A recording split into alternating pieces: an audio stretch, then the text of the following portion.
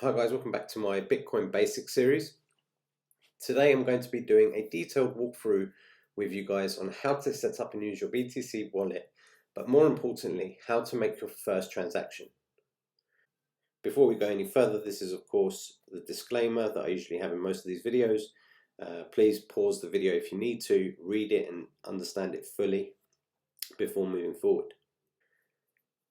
So through my journey of helping people getting started in crypto space, whether it be friends or family, I've always noticed many start off having the same questions about how to invest in cryptocurrency, how to set up and use their wallets, or even how to access different online exchanges. Yet none of these things matter if you don't know how to actually make a Bitcoin transaction, which is what made me want to do this video, teaching you guys how to make your very first Bitcoin transaction, which can most definitely be difficult without the proper guidance. Luckily for you, you've come to the right place for learning more about how cryptocurrency works. So without further ado, let's go over how to make your very first Bitcoin transaction. So before we get started, what do you need? You need a computer, laptop or device with of course necessary internet access. You're going to need a Bitcoin digital wallet. And finally, you're going to need Bitcoin or any other form of cryptocurrency that you're going to be using to make a transaction. If you follow these instructions step by step today, then by the end of this video, you can expect to have successfully executed a Bitcoin transaction while also accessing or setting up a wallet in the process. This tutorial will allow you to use and send Bitcoin as forms of payment for any situation which allows for it. For example, you can use this video to set you up to send Bitcoin as a payment for purchases made on an online website which accepts Bitcoin payments. So, step 1, download a wallet. The first thing you need to do in order to send out Bitcoin, or any other cryptocurrency in fact, is to have access to a wallet that can store and hold your assets. I've linked to the info card as well as the description below one of my previous videos I've made, which is how to store your Bitcoin with a crypto wallet. This video will provide you more detailed information on this, so please check it out if you need to. My recommendation here is to use a desktop wallet from your laptop or PC. The wallet that I like to use is the Exodus wallet, which I've mentioned many times before in other videos. And that's the wallet that we're going to be using today. So if you want to download this wallet, all you have to do is visit www.exodus.io. Once you reach the Exodus wallet homepage, it's going to look like something like this. And you're going to want to click download. Obviously, feel free to have a little butchers around the site, get to know a bit more about this wallet. But what we're going to do for now, or what you're going to do for now, is click the download button on the top right. And it's going to bring you to this page where you can choose between downloading the desktop wallet or the mobile wallet. You can of course just download the mobile wallet to your smartphone for this, but I prefer to only deal with the majority of my transactions on my desktop. But hey, what do I know, it's just me. I'm a bit more old school in that sense. So step 2, deposit BTC into your wallet. Once you've downloaded and set up your very own Bitcoin wallet, which is going to look something like this, you're going to want to deposit any Bitcoin that you do own into it, if you haven't done that already.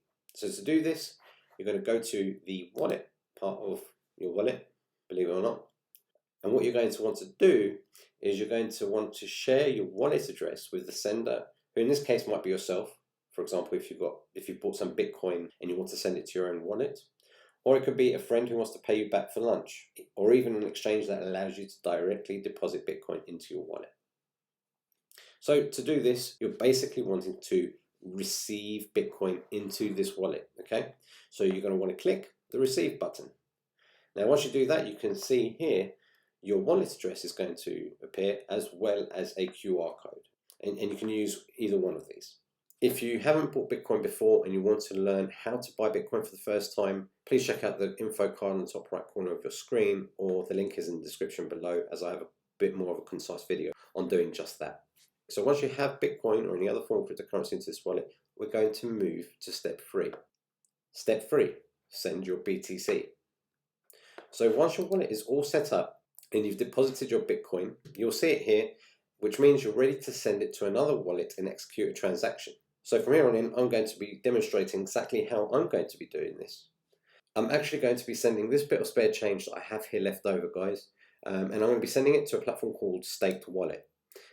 I've mentioned Staked Wallet before briefly in the past one of my videos, but I will be doing a separate video reviewing this site in the future. But it's basically a new generation wallet, or that's what they're calling it anyway, where you can earn up to 1.5% daily on your crypto. Do not, guys, and I repeat, do not confuse this with an actual secure desktop wallet. As I've spoken about previously, online wallets are a lot more riskier as they own your keys in crypto. So effectively, if your crypto is on an online wallet like it is here, they effectively own my crypto keys.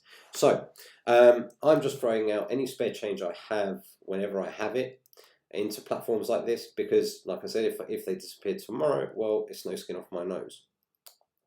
I would say it's one of the lower risk type platforms for passive income out there, so do check it out. The link is in the description below. Anyway, back to the subject at hand. What I want to do is make a transaction and send this amount of Bitcoin that I have into this platform. So I'm going to go to my private office, backend office that I have here, and I'm going to click deposit. And this is going to be my information that I'm going to want to put in to start off that process.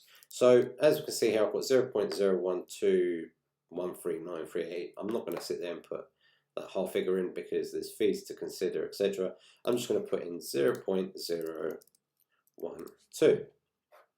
I'm going to make sure it says Bitcoin here. You don't want to send it to Litecoin, Dogecoin, Bitcoin Cash, or anything like that. I'm sending it to the Bitcoin part of this wallet because I'm sending Bitcoin from my Exodus wallet. So I'm going to click Add Funds. Now here again, I'm going to have some reiterated bits of information, including what I'm sending to, etc. But the most important thing here is this address. So this is going to be the address that you're going to be sending your funds to, as well as a QR code. I'm just going to copy it for the moment, and I'm just going to go to my Exodus wallet, as you can see here, and I'm going to click send this time. Why? Because before we received Bitcoin into our wallet, we are now wanting to send Bitcoin out of this wallet. So I'm going to click send, and I'm going to put in this field the wallet address that they've given me. So what I like to do is always check the first few and last few digits to make sure that it's correct. And then because I know I've pretty much got just over 0.012, I'm going to click all here, and I'm just going to get rid of the last few digits because I'm sending specifically 0.012. And then I'm going to click send. Double check everything's correct. Click send again, and it is sending. So that's it. And you can see now my balance has basically reduced to nothing, 50 cents. So that's being sent. You may be thinking to yourself, I've made my first Bitcoin transaction. Now what? Now, the first thing you want to do is check the confirmation status of the transaction and know where to find it. Again, I have a video of this in the description below. And it's very important because if there are any delays in the transaction, you will be able to prove your transaction through your TX ID. Now, if you go to the statistics part of Staked Wallet, and various exchanges and platforms have this kind of function, you can see here funds were added and there's a little clock. And that little clock means that the status is pending. If I was to click check on blockchain, the transaction literally comes up here on the screen. Everything that I need to know about this transaction is here, including what is the output, etc., and whether it's confirmed or not. Once it shows that it's confirmed, then the funds should be in the staked wallet, and it's as easy as that. Now that you've successfully executed a Bitcoin transaction, there are also several things that you can do to secure your funds. Firstly, never store your crypto in exchanges long term. Ensure that they are safe in your crypto wallet. Also, be sure to safely store your backup or recovery phrase that was given to you when you set up the wallet in the first place. It's extremely important that virtually nobody other than yourself has access to this code, as it can be used to access your digital currency. You may also want to consider using cold storage devices like paper or hardware wallets such as the Ledger or Trezor, which aren't directly connected to the internet, lowering the overall risk of security breaches. Otherwise, just make sure to stay away from, unfortunately, the many obvious scams in the crypto space, which may request access to your wallet information, and you're good to go. So there you have it, guys. Hopefully it all worked out and wasn't too hard to follow. For beginners, the complex and detailed world of cryptocurrency can seem daunting at times, but time and recurring exposure to tangible touch points within the industry will get you up to speed. Thanks for watching. Don't forget to hit that like button and subscribe for more future content.